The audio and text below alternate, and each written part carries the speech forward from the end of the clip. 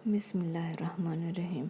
सूरह अल-मुत्तफ़िफ़ीन आयत नंबर 18 से 28 में अल्लाह पाक फरमाता है, ये भी सुन रखो कि नेकूकारों के आमाल इल्लियीन में हैं, और तुमको क्या मालूम कि इल्लियीन क्या चीज़ है।